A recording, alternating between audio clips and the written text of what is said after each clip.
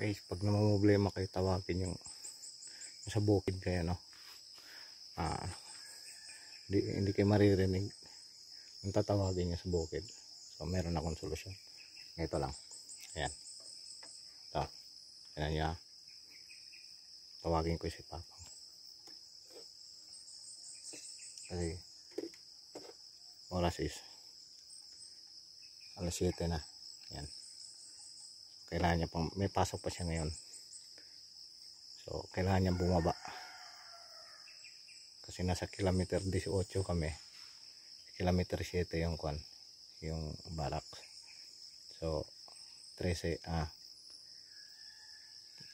tama.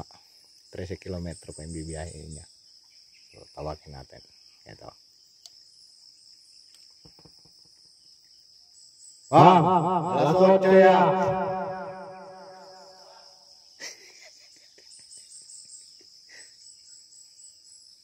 Atras sa ito ng trabaho.